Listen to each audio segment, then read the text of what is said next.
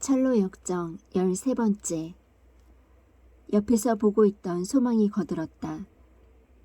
이 친구에게 그리스도께서 나타나신 적이 있는지 물어보세요. 당신은 계시를 믿는 사람이군요. 선생님뿐만 아니라 다른 사람들도 계시에 대해 말하는데 저는 그게 다 정신 나간 자들이 떠들어대는 헛된 열매라고 생각하거든요. 이보게, 그리스도께서는 하나님 안에 숨어 계셔서 육신의 눈으로는 볼 수 없기 때문에 하나님 아버지께서 예수님을 보여주시지 않으면 인간은 절대로 그분을 알 수 없다네. 그건 선생님네 믿음이지 제 믿음은 아닙니다. 전 제 믿음이 선생님들의 믿음만큼 좋지 않다고 생각하지 않아요. 비록 선생님들만큼 별난 생각을 많이 하는 건 아니지만요. 네, 한마디만 더 하겠네. 자넨 이 문제에 대해 가볍게 생각해서는 안 되네. 분명히 말하지만 내 옆에 있는 이 친구도 하나님 아버지께서 주 예수를 보여주지 않으시면 그 누구도 볼 수 없다고 했지. 우리의 믿음도 마찬가지라네. 그리스도를 강하게 믿는 영혼의 믿음은 그분의 넘치도록 크신 능력에 의해 생기는 것이지. 불쌍한 무지여, 자네는 정말 믿음의 역사에 대해 무지하군. 제발 정신 차리고 스스로가 얼마나 비참한지 깨달아 주 예수께 당장 달려가도록 하게. 그분의 의로우심이 바로 하나님의 의로우심이니 그분께 달려간다면 자넨 정죄를 면할 수 있을 것이야. 먼저 가시죠. 두 분 걸음이 너무 빨라서 따라갈 수가 없군요. 전 좀 쉬었다 가겠습니다. 무지가 말했다. 두 순례자는 이렇게 노래했다. 무지여, 아직도 무지하다니. 우리가 해준 좋은 충고를 10번이나 무시하다니. 그렇게 거부하다가는 그대의 그런 행동이 악한 것임을 머지않아 깨닫게 되리. 더 늦기 전에 두려워 말고 몸을 낮추어 꼭 기억하시길. 좋은 충고를 받아들이면 구원받을 것이니 잘 들으시길. 계속 무시한다면 멸망당하고 말지니 무지여, 내 확신에 찬 말을 명심하시길. 하늘의 성. 크리스천이 소망에게 말했다. 그럼 가시죠, 소망 형제님. 우리 둘이서만 다시 길을 가야 할 것 같습니다. 내가 꿈에서 보니 두 사람은 앞서 나가고 무지는 그 뒤에서 절뚝거리며 뒤따라오고 있었다. 크리스천이 소망에게 말을 건넸다. 저 무지란 청년 정말 불쌍하군요. 결국엔 고통을 당하게 될 테니까요. 이런, 우리 마을에도 무지와 같은 사람 천지입니다. 안 그런 집이 없고 거리에도 가득합니다. 심지어는 순례를 하는 사람들 중에도 그런 사람이 있습니다. 우리 마을에도 그렇게 많은데 하물며 저 사람의 고향에서는 오죽하겠습니까? 맞습니다. 말씀 중에도 너희가 보기는 보아도 알지 못하리라 는 구절이 있지 않습니까? 이제 우리 둘밖에 없으니 한번 얘기해 봅시다. 형제님은 저런 사람들을 어떻게 생각하십니까?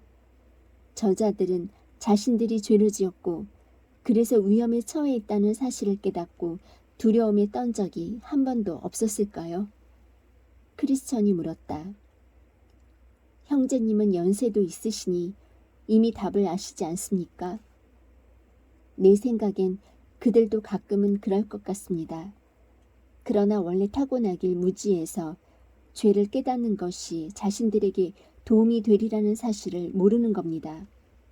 그래서 자신들의 죄를 필사적으로 감추고 뻔뻔스럽게도 자기 마음에 드는 말만 스스로에게 속삭이는 거죠. 그 말이 맞습니다. 두려움은 사람들에게 도움이 되고 그들이 올바르게 순례를 시작하게 할 수 있게 하니까요. 소망의 말에 동의하며 크리스천이 덧붙였다. 만약 제대로 된 두려움이라면 그렇죠. 여호와를 경외하는 것이 지혜의 근본이라는 말씀도 있잖아요. 제대로 된 두려움이란 어떤 것이지요? 제대로 된 두려움은 다음의 세 가지로 알아볼 수 있지요. 첫째, 그 시작으로 알 수 있습니다. 제대로 된 두려움은 죄 지음을 깨닫는 것으로 시작되니까요. 둘째, 그 두려움은 영혼을 구원받기 위해 그리스도 앞으로 달려가게 만듭니다.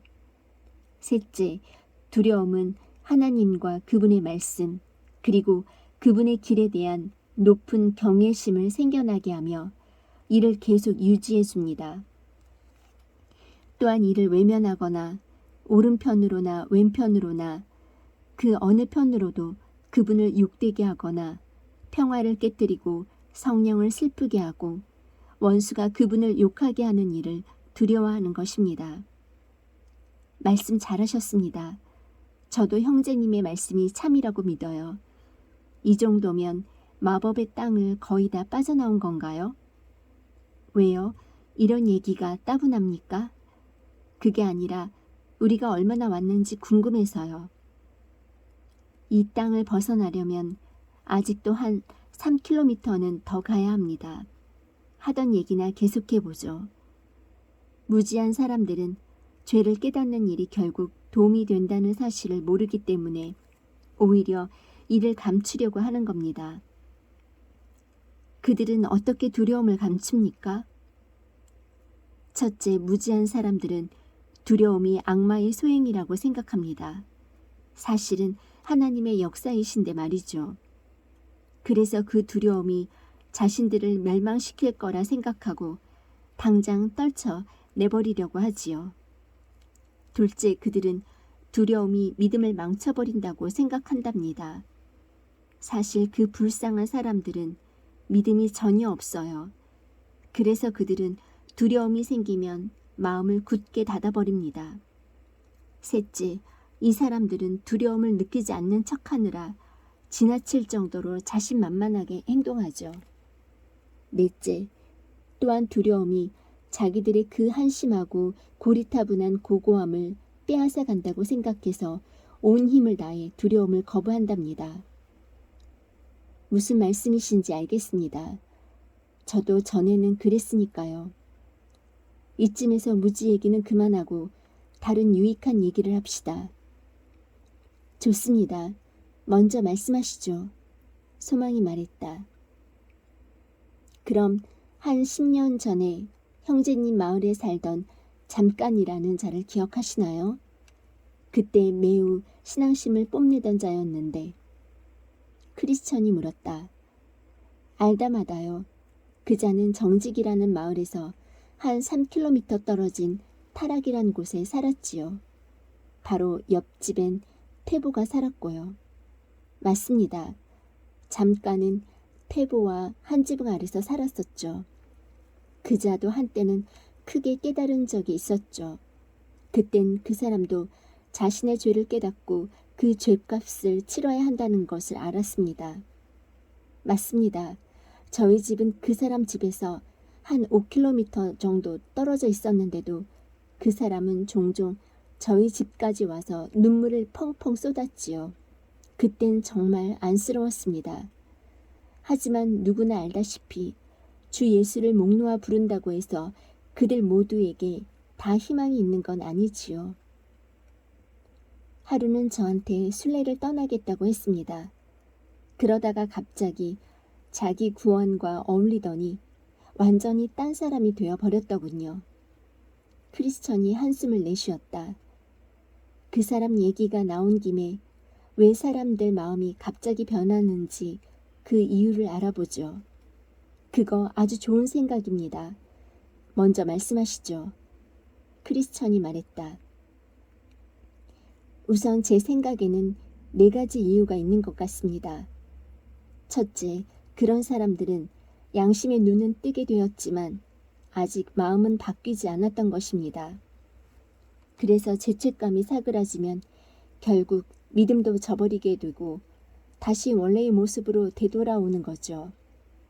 배가 아픈 개는 먹은 걸 다 토해버리고 전혀 먹을 생각을 하지 않죠. 하지만 괜찮아지고 나면 뱃속이 편안해져서 토해 놓은 것까지 모두 싹싹 핥아먹는다고 합니다. 개가 토하였던 것을 다시 먹는다는 말씀도 있지 않습니까? 그러니까 천국을 갈망하며 지옥에서 받을 고통을 두려워하지만 막상 심판에 대한 공포가 잦아들면 천국에서 구원받고자 하는 갈망도 사그러지게 되죠. 다시 말하면 그런 죄책감과 공포가 사라지면 천국과 행복에 대한 갈망도 없어져 버리고 원래의 모습으로 되돌아가게 됩니다. 소망은 두 번째 이유를 계속 설명했다.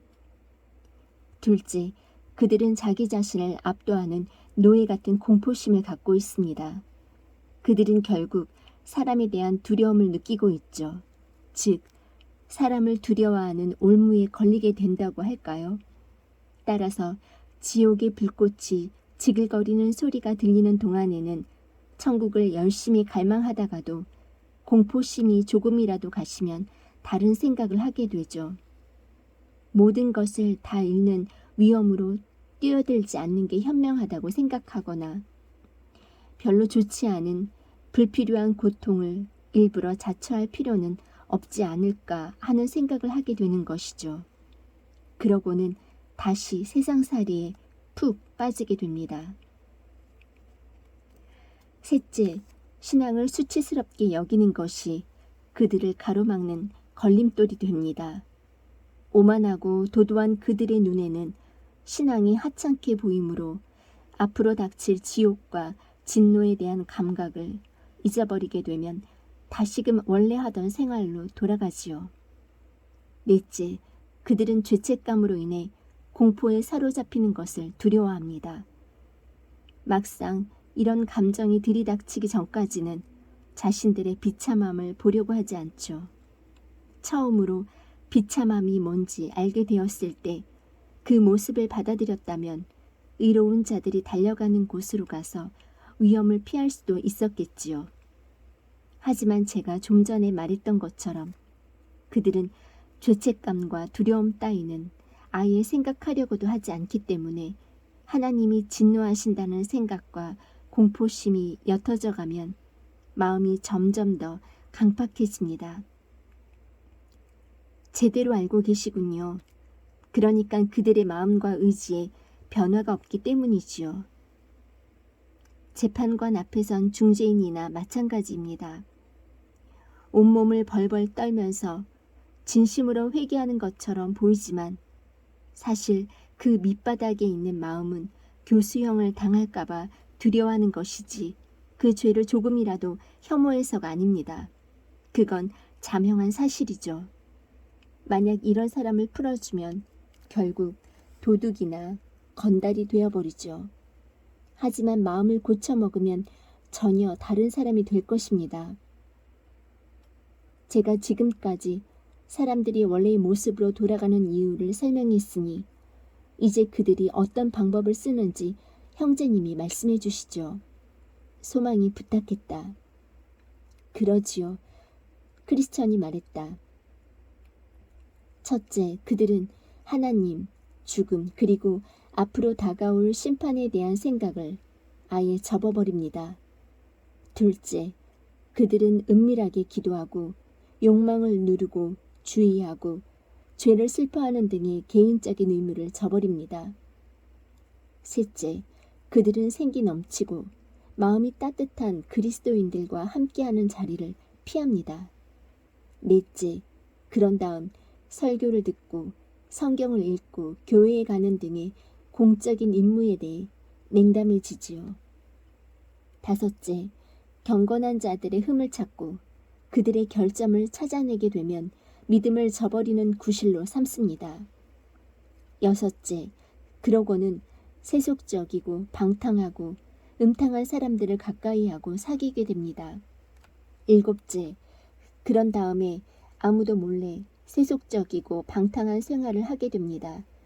그러다가 정직했던 사람들이 자신들처럼 행동하게 되면 기뻐하면서 그 모습을 보고 더욱 대담하게 세속적이고 방탕한 행동을 하게 됩니다. 여덟째, 그러고 나면 대놓고 죄를 짓죠.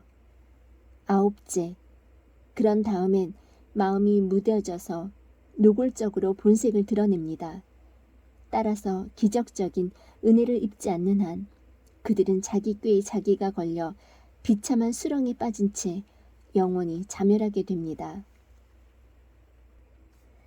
내가 보니 꿈에서 그때 순례자들이 마법의 땅을 벗어나 뷸라라는 나라로 들어섰다. 이곳의 공기는 달콤하고 상쾌했으며 길은 곧장 뻗어 있어서 두 사람은 걸으면서 잠시 위안을 받았다. 이곳에서는 새들의 노랫소리가 쉴 새 없이 들리고 꽃들이 사시사철 지지 않고 피어 있으며 산 비둘기 소리가 들려왔다. 밤낮으로 햇볕이 내리쬐고 있었고 사망의 음침한 골짜기로 부터는 아주 멀리 떨어져 있었으며 절망의 거인의 손길이 닿지 못했다. 이곳에서는 두 사람이 도착하고자 하는 곳이 시야에 들어왔으며 그곳에 사는 사람도 몇 명 만나게 되었다. 이곳은 천국과 맞닿아 있는 곳이므로 빛나는 천사들이 주로 거닐었다. 이곳에 오게 되면 신랑 신부 사이의 서약이 새롭게 갱신되었다. 신랑이 신부를 기뻐함같이 내 하나님이 너를 기뻐하시리라. 또한 양식과 포도주가 모자람이 없었다. 이곳에는 순례를 하는 동안 찾아 헤맸던 것이 넘쳐 흐를 정도로 풍족했다. 하늘의 성으로부터 이곳으로 큰 목소리가 들려왔다. 너희는 딸 시온에게 이르라. 보라, 내 구원이 임하느니라. 보라, 상급이 그에게 있고 보응이 그 앞에 있느니라. 이곳에 사는 사람들은 두 순례자를 보고 거룩한 백성, 여호와의 구속하신 자, 찾은 바 된 자라고 불렀다. 이 땅에 들어선 크리스천과 소망은 하늘의 성에서 멀리 떨어진 곳을 걸을 때보다 훨씬 큰 기쁨을 느낄 수 있었다. 하늘의 성이 가까워오자 그 모습이 눈앞에 또렷이 보였다. 그곳은 진주와 값진 보석들로 지어져 있었고 거리는 온통 황금으로 깔려 있었다. 성의 자연스러운 영광이 태양빛을 받게 되자 크리스천은 천국을 갈망하는 마음 때문에 병이 들고 말았다. 소망 또한 흥분한 나머지 같은 병을 앓게 되었다. 그래서 둘은 한동안 그 자리에 앉아 숨을 고르면서 고통스럽게 신음했다. 너희가 나의 사랑하는 자를 만나거든 내가 사랑함으로 병이 낫다고 하려무나. 잠시 후 기력이 돌아와 고통을 참아낼 수 있게 되자 두 사람은 다시 길을 걸었다. 걷다 보니 포도원과 정원이 있는 곳에 점차 가까워졌고 그 문은 큰 길을 향해 활짝 열려 있었다. 포도원에 도착한 두 사람은 그곳에 서 있는 정원사를 만나게 되었다. 순례자들은 그에게 이 풍성한 포도원과 정원은 누구의 것이냐고 물었다. 정원사는 이것들은 모두 하나님의 것으로 모두 그분을 기쁘게 하고 순례자들을 위로해 주기 위해 심은 것입니다.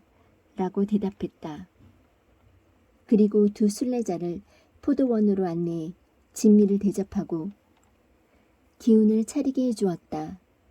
또한 하나님이 다니시는 산책길과 자주 들르시는 정자도 구경시켜 주었다. 두 사람은 이곳에서 쉬다가 스르르 잠이 들었다. 내가 꿈에서 보니 그 두 사람은 그동안 순례하면서 나눈 얘기보다 훨씬 더 많은 얘기를 잠을 자면서 나누고 있었다. 신기한 듯 한참을 바라보는 내게 정원사가 다가와 말을 걸었다. 뭘 그리 신기한 듯 보십니까? 이곳 포도원 열매들은 원래 너무나 달콤해서 목으로 스르르 넘어가 잠든 사람도 입술을 움직여 말하게 만든답니다.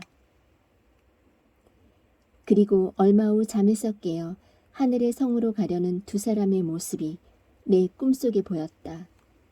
내가 앞에서 말한 대로 순금으로 만들어진 하늘의 성이 태양빛을 받아 반사되자 그 모습이 너무나 찬란한 나머지 두 사람은 얼굴을 들어 똑바로 바라볼 수 없었다. 그래서 특별히 만든 도구를 통해서야 비로소 제대로 볼 수 있었다. 내가 꿈에서 보니 크리스천과 소망은 길을 가다가 금빛으로 빛나는 옷을 걸치고 얼굴에서 광채가 나는 두 사람을 만나게 되었다. 그들이 순례자들에게 어디에서 왔으며 순례를 하는 동안 어디에서 묵었는지, 또 어떤 위험과 고초를 겪었으며 어떤 위안과 기쁨을 얻었는지를 물었고, 순례자들은 그 질문에 대답했다. 그러자 길에서 만난 사람들이 순례자들에게 이렇게 말했다. 아직 어려움을 더 겪어야 하늘의 성으로 들어갈 수 있습니다. 크리스천과 소망이 같이 가자고 청하니 그들은 그러자고 하면서 이렇게 말했다. 하지만 천국은 자신의 믿음으로만 도달할 수 있지요. 내가 꿈에서 보니 그렇게 네 사람은 하늘의 성의 문이 보일 때까지 함께 길을 가고 있었다. 또 보니 하늘의 성문 앞에 강이 출렁이고 있었다. 하지만 그 강에는 건너갈 다리도 없었고 수심도 꽤 깊어 보였다.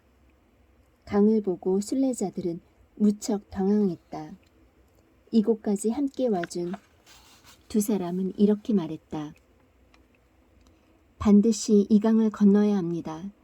그렇지 않고서는 저 문에 도달할 수 없으니까요. 순례자들은 다른 방법을 통해 저 문에 도달한 사람은 없는지 물었다. 있긴 있지요.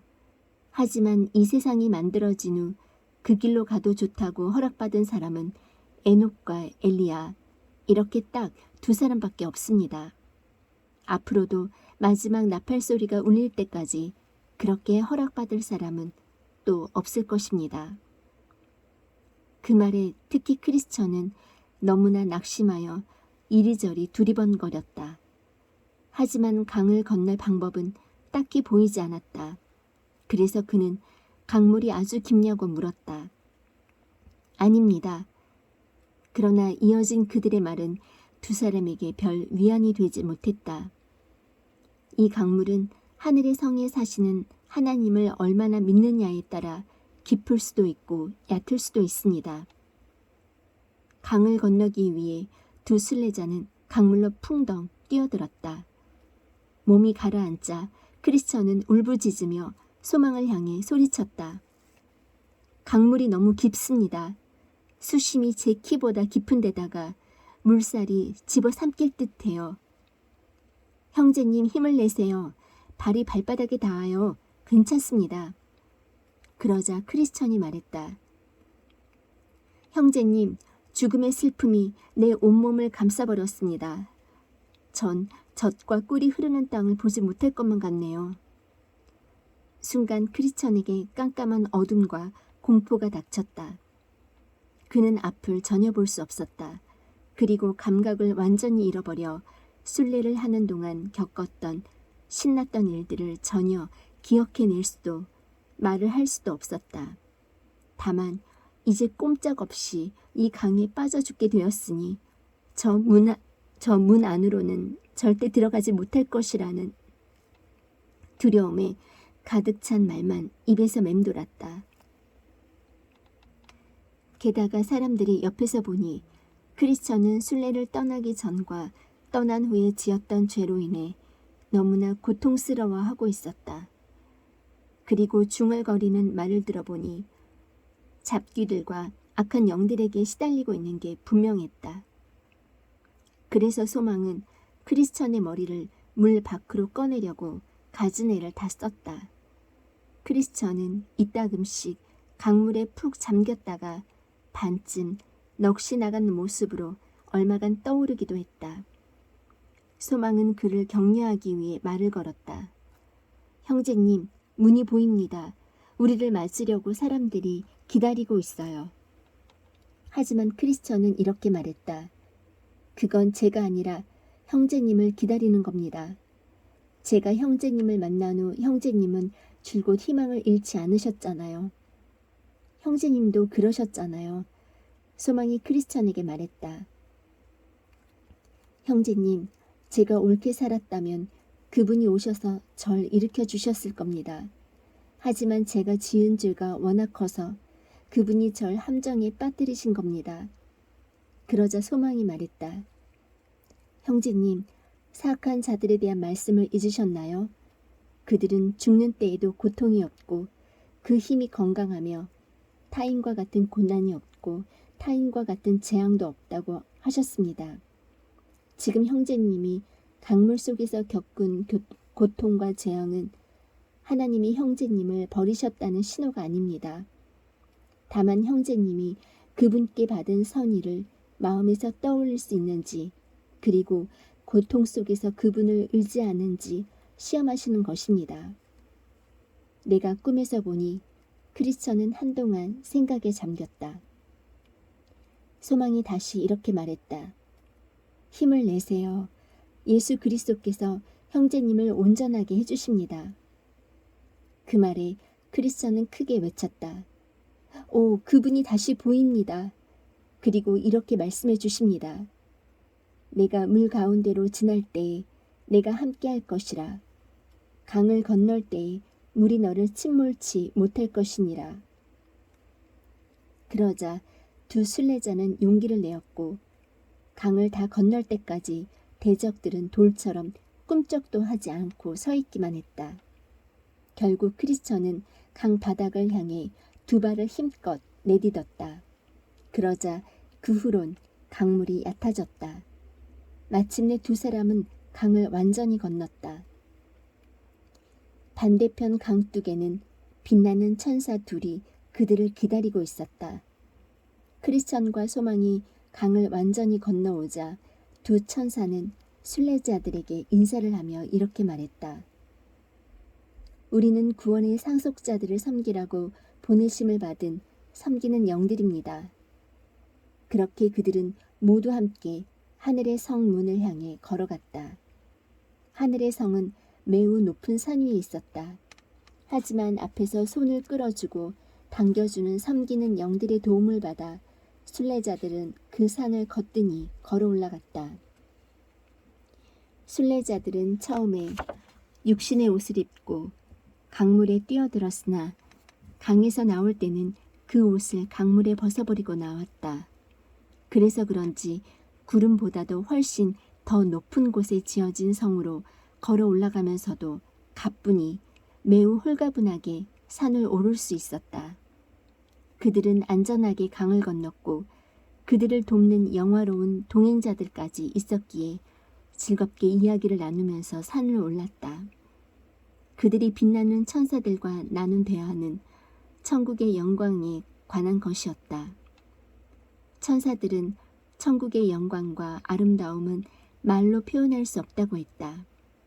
그곳에는 시온산이 있으며 하늘의 예루살렘과 수많은 천사가 있으며 온전케 된 의인의 영들이 있지요. 지금 성도님들은 하나님의 낙원으로 향하고 계십니다. 그곳에 가면 생명나무를 보고 그 나무에 시들지 않는 과실을 맛보게 될 것입니다. 그곳에 들어가면 성도님들은 흰옷을 입게 될 것이며 매일매일 영원히 하나님과 대화를 나누게 된답니다. 그곳에 가면 인간 세상에서 보았던 슬픔, 병, 괴로움, 죽음 따위는 볼 수 없어요. 처음 것들은 다 지나갔다는 말씀처럼요.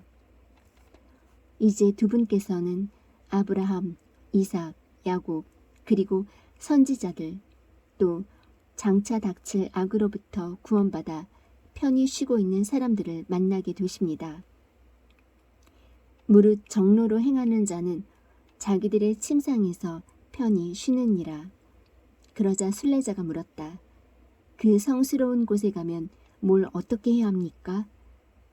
그곳에 가면 모든 고통을 위로받고 성도님들이 그동안 겪었던 슬픔에 대해 기쁨을 얻고 그동안 그분을 위해 심어왔던 기도와 눈물과 고통의 열매를 수확해야 합니다. 그곳에서 여러분은 황금 면류관을 쓰고 하나님을 영원히 뵈며 즐거워할 것입니다. 그의 참모습 그대로 볼 것이기 때문이니 또한 그분을 찬양하고 환호하며 감사하면서 영원히 모시게 될 것입니다. 저 아래 세상에서는 육신의 약함 때문에 그분을 섬기는데 많은 고난이 따랐었죠. 그러나 이곳에서는 성도님의 눈에 보이는 모든 것이 즐거울 것이며 귀는 하나님의 목소리로 기분 좋아질 것입니다. 두 분보다 먼저 그곳에 간 친구들을 다시 만나 즐거워할 것이며 두 분보다 나중에 올 사람들을 맞이하면서 기뻐할 것입니다. 또한 영광스럽고 기품 있는 옷을 입고 준비된 마차에 영광의 왕과 함께 오르게 될 것입니다. 그리고 하나님께서 나팔 소리와 함께 바람의 날개를 타고 구름 속에서 임하실 때 여러분도 그분과 함께 하실 것입니다. 하나님께서 심판의 보좌에 앉으셔서 천사든 사람이든 불의를 저지른 모든 자들에게 형을 내리실 때 여러분 그 옆에 앉아 그들을 심판하는 목소리를 함께 내실 것입니다. 왜냐하면 그들은 하나님의 대적인 동시에 여러분의 대적이기도 하니까요. 그리고 다시 그분이 하늘의 성으로 돌아오실 때 여러분도 나팔 소리를 들으며 같이 돌아와 영원히 그분과 함께 있을 것입니다. 하늘의 성문에 다다르자 천사들이 그들을 맞이하러 나와 있는 모습이 보였다. 두 순례자와 동행한 빛나는 천사들은 성문 앞 천사에게 말했다. 이분들은 지상에 있을 때 우리 주님을 사랑했기에 그분의 거룩한 이름을 위해 모든 것을 버렸습니다. 하나님께서 우리를 보내시어 이분들을 맞이하라고 하셨지요. 그래서 이렇게 훌륭한 순례를 하신 분들을 여기까지 모셔왔습니다. 이제 이분들이 들어가 기쁘게 하나님을 직접 영접하게 해주십시오. 그러자 천사들은 큰 소리로 외쳤다. 어린 양의 혼인잔치에 청함을 입은 자들이 복이 있도다. 그러자 이번에는 왕의 나팔수들이 여러 명 몰려 나왔다. 하얗고 빛나는 옷을 입은 이들이 아름다운 곡조를 크게 연주하자 천국은 그 소리로 가득 찼다. 이들은 크리스천과 소망이 지상을 떠나 이곳으로 오게 된 것을 진심으로 환영해 주었다. 참으로 아름다운 나팔 소리와 힘찬 함성이 두 사람을 맞이해 주었다. 그런 다음 이들은 두 사람을 빙 둘러섰다. 앞뒤 좌우로 에워싼 후 높은 곳까지 호위하는 모양으로 두 사람이 걸음을 내디딜 때마다 아름답고 높은 선율의 음악을 계속 연주해 주었다. 그 모습은 마치 천국이 아래로 내려와 몸소 그들을 맞이하는 것처럼 보였다. 모두들 발걸음을 옮기자 반가운 표정으로 환영의 몸짓을 하고 있는 나팔수들이 흥겨운 곡조를 연주해 주었다. 이 모습은 이들이 천국에서 함께하게 된 크리스천과 소망을 얼마나 기뻐하며 환대하는지 보여주었다. 순례자들은 빙 둘러선 천사들의 모습을 보고 아름다운 음악 소리를 들으니 아직 하늘의 성에 도착하지 않았지만 이미 와 있는 것 같은 기분이 들었다. 또한 이곳에서는 천국이 보였고 그들을 환영하는 하늘의 성의 종소리가 들려왔다. 무엇보다도 그곳에서 천사들과 함께 영원히 살 생각을 하니 생각만으로도 마음이 따뜻해지고 기쁨으로 벅차올랐다. 이 기분을 어찌 말이나 글로 표현할 수 있단 말인가. 그렇게 순례자들은 하늘의 성문에 다가갔다. 문에 다다르자 황금으로 이렇게 쓰여 있었다. 이는 저희가 생명나무에 나아가며 문들을 통하여 성에 들어갈 권세를 얻으려 함이다. 그때 내가 꿈에서 보니 빛나는 천사들이 순례자들에게 문에서 외치라고 했다. 그래서 순례자들이 그렇게 했더니 문 위쪽으로 에녹, 모세, 엘리야 및 다른 사람들이 모습을 나타냈다. 순간 누군가 그들을 위해 이렇게 외쳤다. 이 순례자들은 하늘의 성의 왕을 사모하여 멸망의 도시를 떠나왔습니다. 그러자 순례자들은 순례를 시작할 때부터 간직하고 있던 증명서를 그들에게 건넸다. 그들이 이 증명서를 하나님께 올리자 그분께서는 그것을 읽으시고 순례자들은 어디 있느냐고 물으셨다. 그들은 지금 문 밖에서 기다리고 있습니다. 라고 대답했다. 왕은 문을 열라고 명하시면서 이렇게 말씀하셨다. 너희는 문들을 열고 신의를 지키는 의로운 나라로 들어오게 할지어다. 나는 꿈에서 2명의 순례자가 서 있는 모습을 보았다. 문 안으로 들어가는 순간 그들은 찬란하게 빛나는 황금 옷을 입게 되고 하프와 면류관도 받았다. 그 하프는 찬양을 할 때 쓰는 것이며 면류관은 영예로움의 상징이었다. 그때 내 꿈속에서 기쁨의 종소리가 울려 퍼지면서 이렇게 외치는 소리가 들렸다. 내 주인의 즐거움에 참여할지어다. 그런 다음 순례자들이 큰 소리로 찬양하는 소리도 들렸다. 보좌에 앉으신 이와 어린 양에게 찬송과 존귀와 영광과 능력을 세세토록 돌릴지어다. 순례자들을 향해 하늘의 성문이 활짝 열렸을 때 나는 그 안을 슬쩍 들여다볼 수 있었다. 성 안은 태양처럼 빛나고 있었다. 거리는 온통 금으로 덮여 있었고 머리에 면류관을 쓰고 손에는 황금 하프를 든 수많은 사람들이 찬양하며 거닐고 있었다. 날개 달린 자들은 쉴 새 없이 얘기를 주고받으면서 거룩하신 주님이시여 라고 찬송하고 있었다. 순례자들이 안으로 들어가자 문은 곧 닫혔다. 그 모습을 보니 나도 그들과 함께하고 싶은 생각이 간절했다. 그 모든 광경을 지켜보다가 뒤를 돌아보았더니 무지가 강가로 다가오고 있었다. 하지만 무지는 2 순례자가 겪었던 어려움을 거의 겪지 않고 강을 건넜다. 그건 헛된 희망이란 뱃사공의 배에 올라탔기 때문이었다. 무지는 산을 올라 하늘의 성문에 다다랐다. 하지만 그곳에는 자기 혼자 있을 뿐 그를 격려해 줄 이들이 아무도 없었다.